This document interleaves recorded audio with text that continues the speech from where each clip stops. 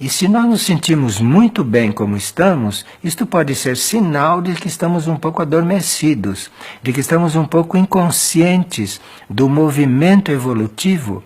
O movimento evolutivo é ininterrupto, de forma que não existe ninguém num estado fixo, num estado afixado em alguma coisa.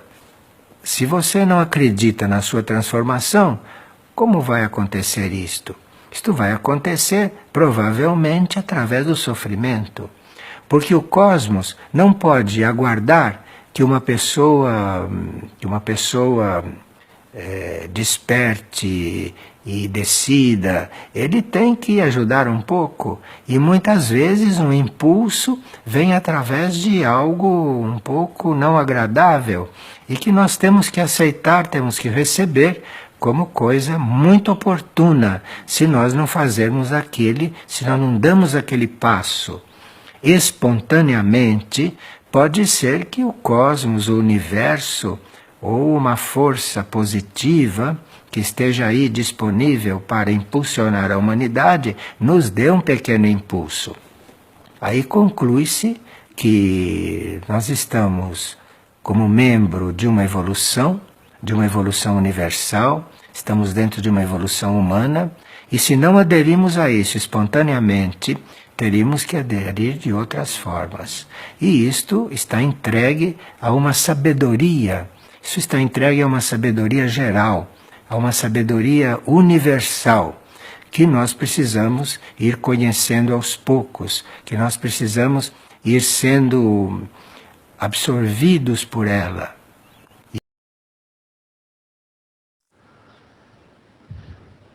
Bom dia, meus amados. Hoje é mais um sábado, dia 25 de novembro de 2023. Então, se hoje é dia 25, o próximo sábado já não é mais novembro, né? Já será dezembro. E aí estaremos finalizando o último mês, né? Estaremos no último mês finalizando o ano. É interessante como o tempo voa.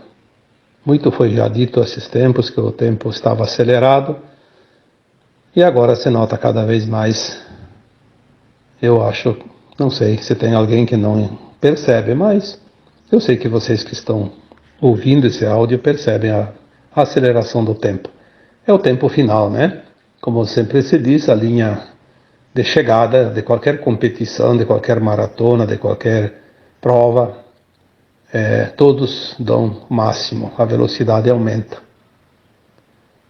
Então hoje é mais um sábado, vamos aqui trazer mais um áudio, e eu vou já de cara, como se diz, né, dar o título, porque tem pessoas que ficam um pouco chateadas porque o título fica mais para frente, né? Então vamos colocar mais no começo. O título do tema de hoje: algumas dúvidas sobre a atual encarnação. Bom, eu diria que dúvidas não são algumas, são muitas, né? Vamos colocar algumas, pelo menos as mais importantes. Quando eu escrevo um texto, quando eu faço um áudio, muitos comentários trazem dúvidas. Claro que os textos e os áudios têm esclarecido muitas coisas, mas as dúvidas sempre aparecem e eu não tenho como responder com mais um texto, com mais um áudio, cada dúvida, né? Porque é impossível. Então a gente dá uma resposta bem curtinha,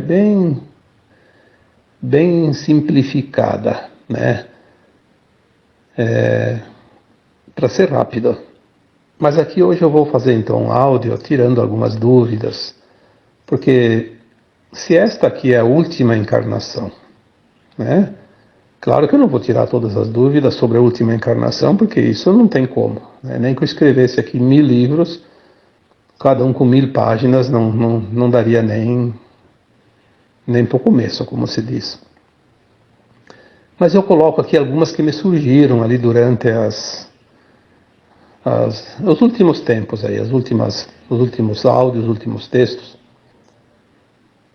Uma que tem agora neste texto de quarta-feira né? Eu tirei ali, basicamente, em cima de um comentário. Por que as pessoas fazem planos para vir aqui e ser ruins, ser maus?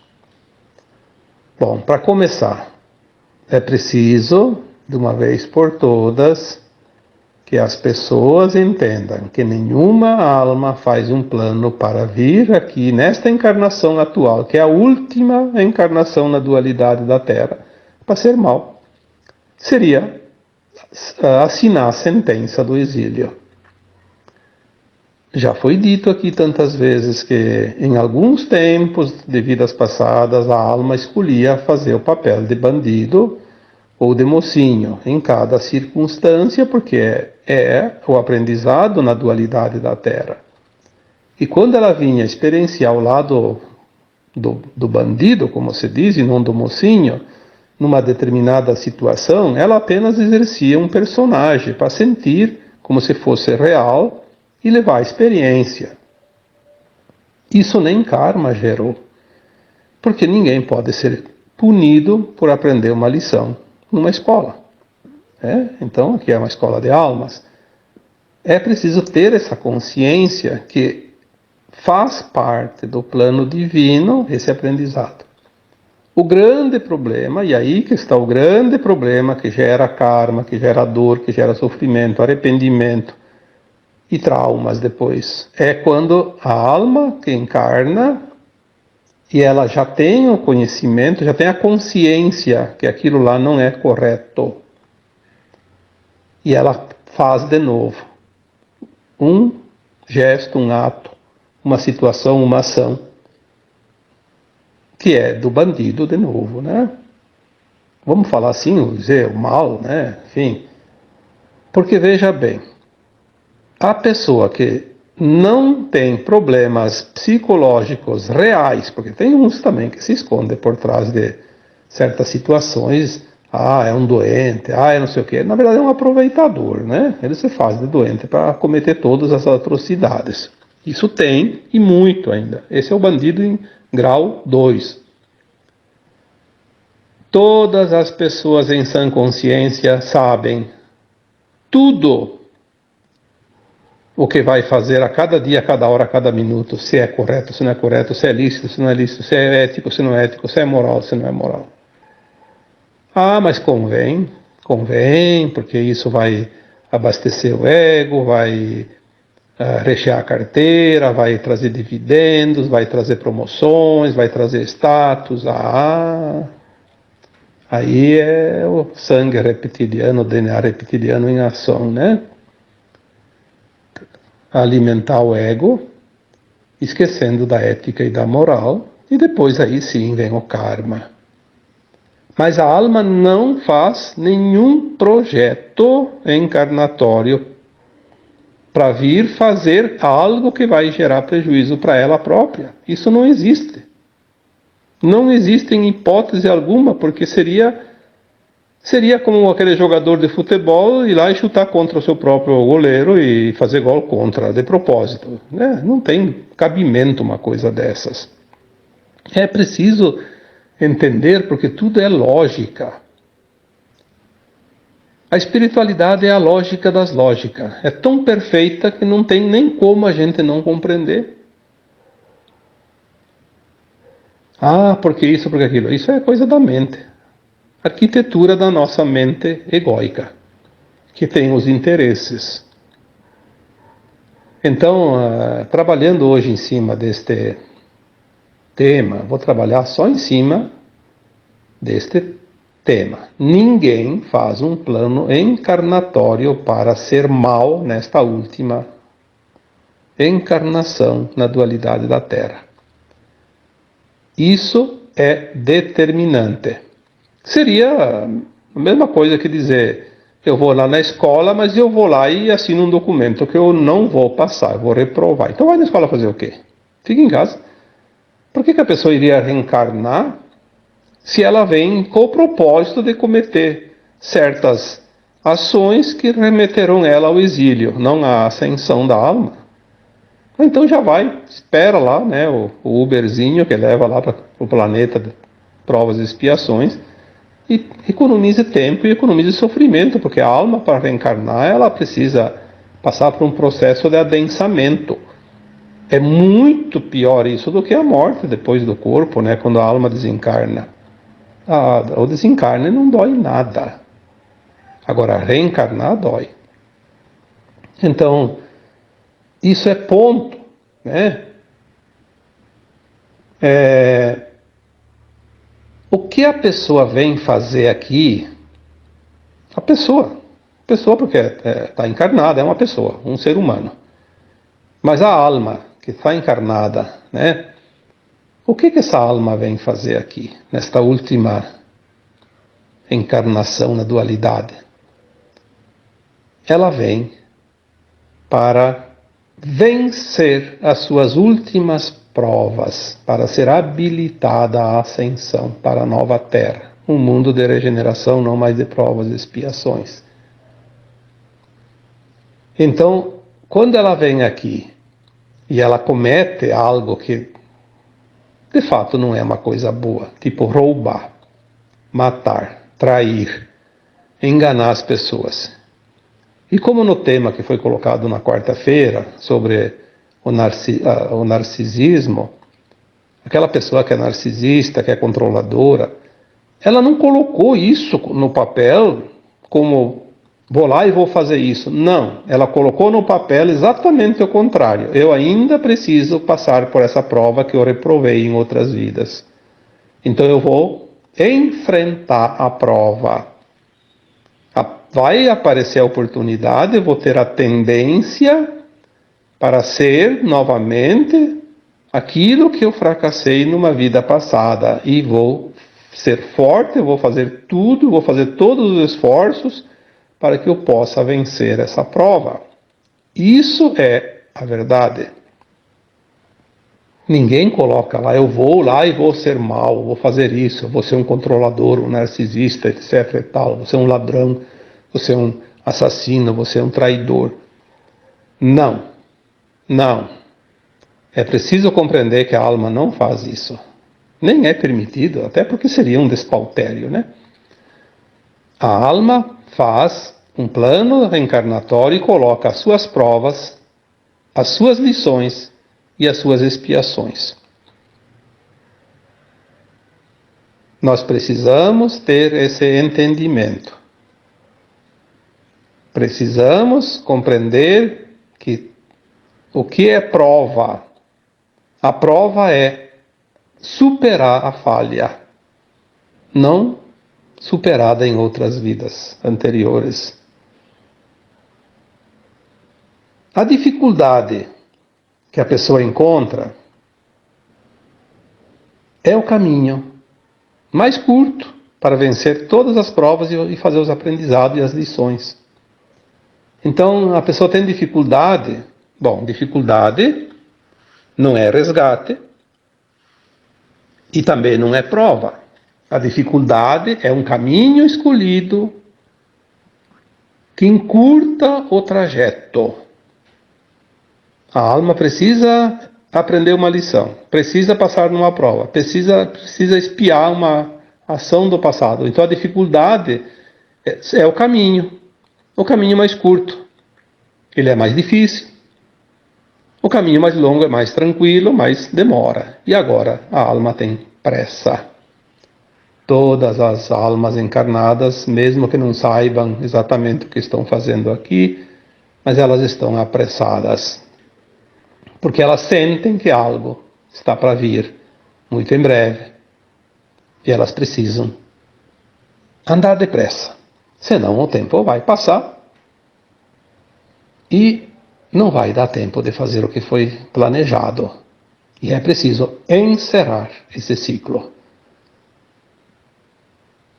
Já o sofrimento não é nenhuma prova, nenhuma lição. O sofrimento nesta encarnação atual é um pagamento, chama-se resgate, dentro da lei de ação e reação, da causa e efeito.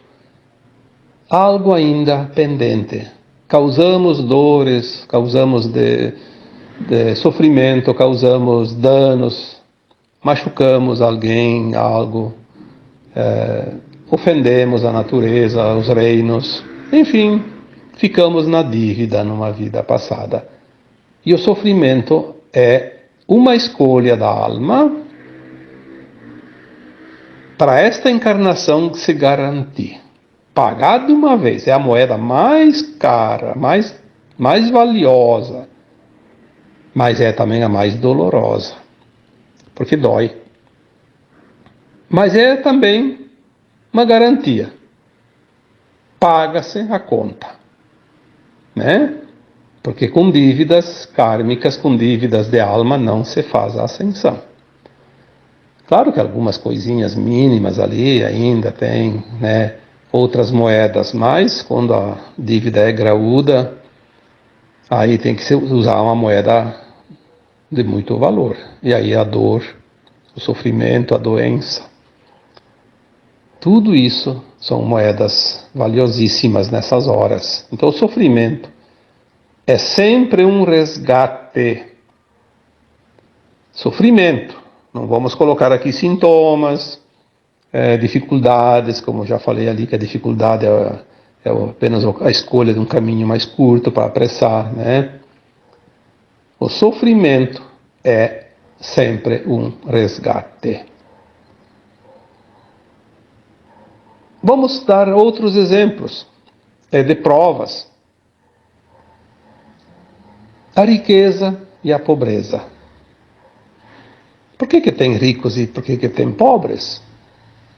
Se a Terra é um planeta feminino, a consciência é Gaia, é mãe, e por que seus filhos passam por essas situações? Então a riqueza e a pobreza são provas. É uma prova num lado e no outro da moeda, são polaridades. A riqueza é uma experiência já vivida anteriormente, tanto na riqueza quanto na pobreza. E a pobreza é a mesma coisa. É uma experiência vivida anteriormente, tanto na riqueza quanto na pobreza. Elas são muito parecidas no seu aspecto. Por que ela aparece hoje? Vamos aqui dar alguns exemplos para que todos possam compreender. Se numa vida passada você foi rico e abusou do dinheiro, usou o dinheiro para o mal, para se aproveitar, para fazer ações que não são dignas, não são éticas, não são morais, ou foi muito egoísta, podia ter colaborado com mais coisas boas e ao mesmo não fez nada, pelo contrário, mesmo vendo outras pessoas sofrendo, precisando, você deu de ombros, não colaborou com nada. Aí numa outra vida você veio e pagou o resgate, veio pobre, miserável. Aí você não aceitou, se rebelou, se revoltou, porque os outros têm, eu não tenho, porque eu sou excluído, porque eu sou um pária da sociedade, porque isso, porque aquilo, e porque sempre tem, né? A gente sabe. Não vamos aqui dizer tudo o que a gente sabe, porque não é necessário. Mas há sempre uma não aceitação. Então agora ele tem mais uma chance. Bom, agora a alma escolheu. Eu já sei o que é ser rico, já sei o que é ser pobre. Falei, não fiz bem quando eu fui rico, não fiz bem quando eu fui pobre porque não aceitei. Então agora eu vou lá ser rico de novo e vou realmente fazer o bem, colaborar, cooperar, porque agora nós entramos numa faixa nova da Terra, uma linha de tempo nova, um mundo de regeneração, mais de provas e expiações. Então nós vemos hoje quantas pessoas têm posses, têm condições e já estão ajudando, cooperando, colaborando, porque elas estão fazendo o seu papel. Pediram para ter recursos, além da necessidade, estão ajudando outras pessoas, outras situações, condições, enfim, né? A gente vê tanto isso já, cada vez mais. E, no entanto, também vê aquele que abusa. mais uma vez ele vai falhar, abusando dos recursos que tem de sobra, não cooperando com nada, pelo contrário, só atendendo os seus instintos egóicos, seus desejos, nem sempre sadios, e também, às vezes, até fazendo mal, abusando de pessoas e se aproveitando porque o dinheiro é poder. Infelizmente vai falhar de novo. E aquele que veio nesta vida pobre está na mesma situação. Ele podia ter escolhido vir rico, escolheu vir pobre. Não aceitou nenhuma coisa nem outra na vida passada, não fez uma coisa nem outra certa, e agora ele escolheu vir aqui e passar por uma situação. Porque ele não podia vir numa vida rico e pobre ao mesmo tempo, né? Então ele escolhe uma opção, uma polaridade. Então a mesma coisa que aquele que escolheu vir nesta vida e ser abastado, ele escolheu vir na dificuldade, para poder aceitar e fazer um esforço e sair, porque todos podem mudar a sua vida. A não ser que ela esteja realmente impossibilitada por uma situação como se é aleijada, se é doente, se é incapaz. Mas se tem capacidade física e mental, ela pode mudar a sua vida, sim. Não adianta ficar lastimando, ficar se rebelando, porque existem as possibilidades que ela mesma traçou, basta ir atrás.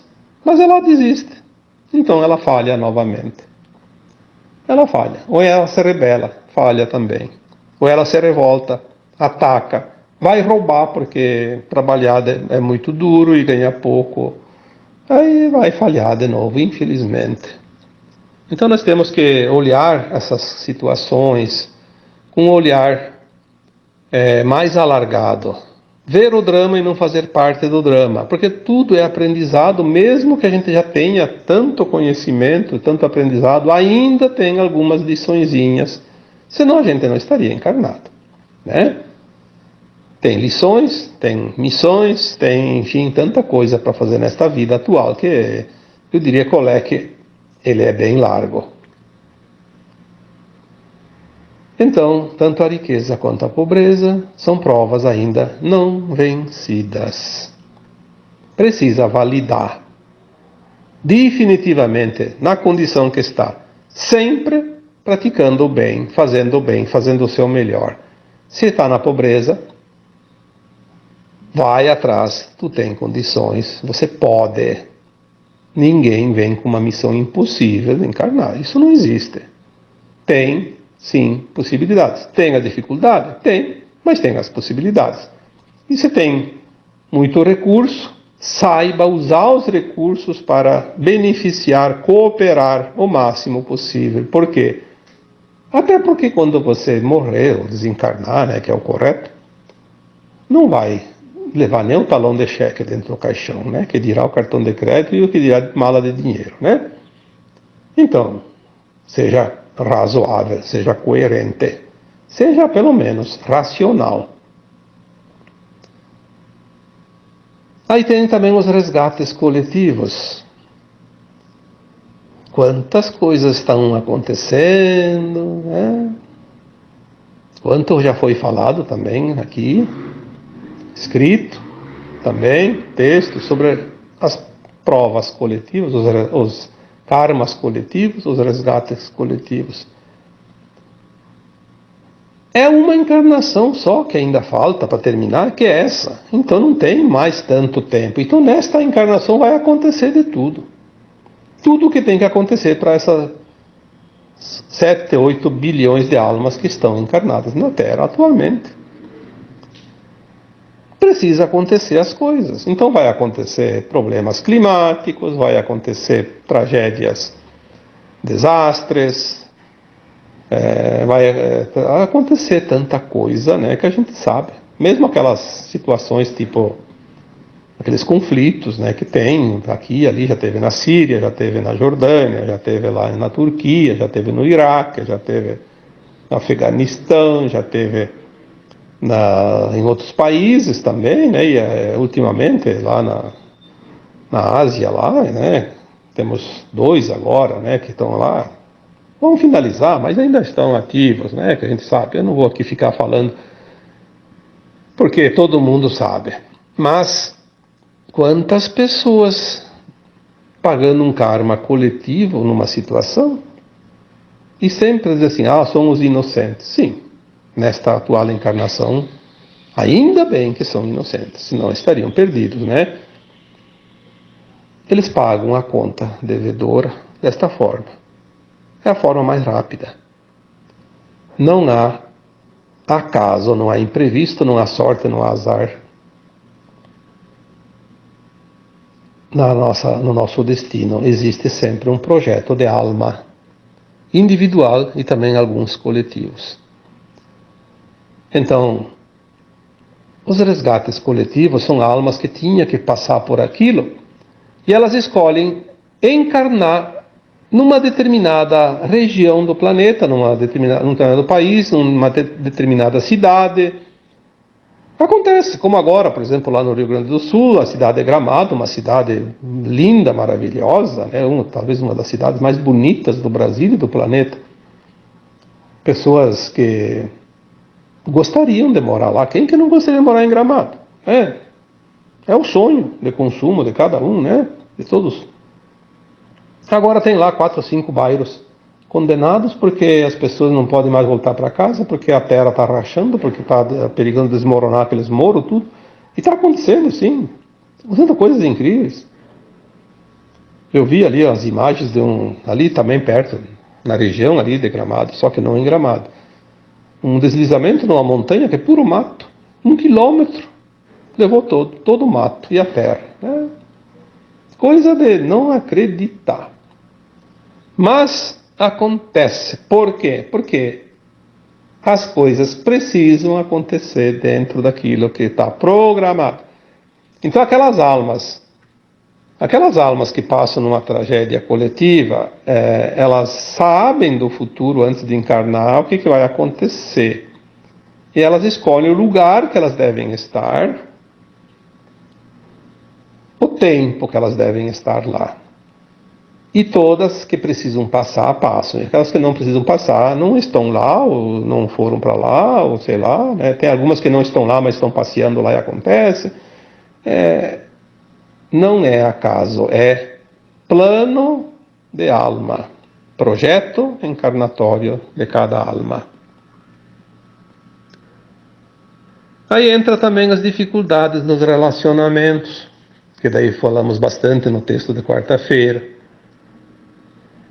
Quanto relacionamento tumultuado ultimamente. Ali tem, como eu sempre coloco, nos textos, nos áudios, as famílias, porque vamos falar assim, relacionamento é família, seja lá marido e mulher, seja pais e filhos, seja irmão, seja todos, o grupo. As famílias são laboratórios de alma. Não tem como não trabalhar. Porque se tu tem uma encrenca com um vizinho, com uma pessoa de rua ali que você encontrou e se desentendeu, mesmo num emprego, você pode nunca mais ver aquela pessoa, então saiu de perto, acabou. É uma coisa fortuita, mas família não tem. Você pode ir onde você quiser, teu pai é sempre teu pai, tua mãe vai ser sempre tua mãe, teu filho vai ser sempre teu filho, teu irmão sempre teu irmão. E marido e mulher pode ser esse. Mas tem ligação, porque tem laço, porque tem isso, tem aquilo, tem interesses, e sempre vai ter uma encrenquinha para resolver. E ali entra também a questão dos controladores, dos narcisistas, dos ciumentos, dos avarentos, enfim, dos exploradores, e tem de todo tipo. Porque a dificuldade no relacionamento tem 2 coisas. Ou 3, vamos botar 3 porque sempre tem quase as 3, né? Ou é uma prova, ou é uma expiação, um resgate, ou então é uma lição. Aquele que está sofrendo, ou ele tem resgate, ou ele tem uma lição ainda a ser aprendida, uma aceitação ali de alguma coisa.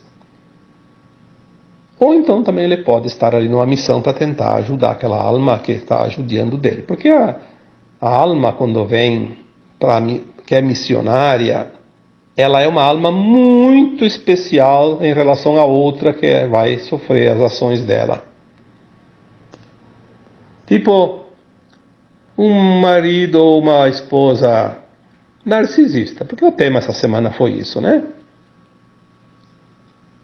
Aquela alma que está sofrendo o abuso daquele narcisista pode estar ali numa missão, tentar ajudar aquela alma a sair dessa prova. Porque o narcisismo é uma prova. Não tem nada de lição, ele já aprendeu a lição. As lições acabaram. Eu já disse aqui que as lições de dualidade nós já encerramos. Agora, aquela pessoa que está se comprazendo no mal, ela já sabe que está fazendo mal. E talvez uma pessoa que vem nessa vida desse narcisista pode ajudar ela a sair. É difícil. E eu digo que raramente consegue. Mas de vez em quando alguém consegue salvar uma alma, né? Já é bastante. Uma alma salva é importante. Parece uma ironia, porque no meio de tantos bilhões, mas é importante para o plano divino. Então ela pode estar ali para tentar ajudar. Então ela fica. Ela sofre, ela sabe que o certo seria fugir dali o quanto antes, mas ela fica e fica e fica. Por quê? Porque no fundo, ela sente que ela poderia ajudar aquela alma ficando mais um pouco ali. Então ela está ali em missão. Mas na maioria dos casos é resgate mesmo, tá? Aquele que foi narcisista numa vida passada, controlador, agora ele ainda tinha essa conta, então ele está ali resgatando. Mas não precisa ser para toda a vida. Resgate é assim, sofreu, entendeu, compreendeu, aceitou, deixou, soltou, pronto. Esse negócio da vida toda já eram nas vidas passadas. Nessa aqui tem tanta coisinha para fazer que não podemos ficar a vida toda resolvendo uma situação. Tem outras situações para ser resolvidas e o rosário continua, né? Passou uma bolinha lá, uma pedrinha lá, vai vir outra. Não tem, né? Vai continuar. É grande a coisa. Nós precisamos entender que cada dia nós podemos resolver uma pendenga e passar adiante, né? Até terminar, porque se a gente ficar muito tempo em cima só de uma coisa, não vamos dar conta do restante. Então, vamos ver mais alguma coisa aqui, né? Além das dificuldades nos relacionamentos, as coisas que nós já vimos aqui, mas tudo é muito rápido e intenso. As pessoas dizem, mas eu não aguento mais. Sim, porque está forte. Está muito forte. Mas lembre-se, passa. Nada dura muito agora. Temos que entender isso e ter paciência. Porque talvez a lição ainda que falta aprender é a paciência. Não se sabe. Cada um tem as suas lições ainda. Então, confia. Tudo vai ser intenso, mas tudo vai ser muito rápido. Logo passa. Antigamente as pessoas aguentavam um relacionamento tumultuado a vida toda, até a morte. Até que a morte os separe. Sim, porque tinha outras encarnações. Agora, ninguém mais faz isso. É um relacionamento atrás do outro. Aí sai de um, entra no outro, daí não deu certo, vai para outro, deu para outro, porque enquanto não aprender a lição, vai aparecer quem vai vir para ser o professor, né? Mas é tudo muito rápido. Aí que está lá no relacionamento, esse relacionamento é bom, esse eu quero para toda a vida. Daí a pouco o outro diz, chega, não quero mais. Aí a pessoa entra em desespero. Mas sofre o quê? 1 semana, 2, e já está curada. Antigamente era uma separação, às vezes a pessoa que era... Não aquela que pedia a separação, a outra que sofria, né, aquela separação. Daí aquela lá era uma sofredora, ficava até o fim da vida sofrendo, porque o outro ou a outra abandonou, e então não aceitava. E agora não, agora está tudo muito intenso, como se diz, né? Parece uma dor que acaba com a vida da pessoa. Mas de 1 semana, 2 já está indo em festa, já está indo em baile, já está de olho em alguém, né? Ninguém mais dorme de touca, como se diz. As coisas agora estão indo com pressa. E só para, então,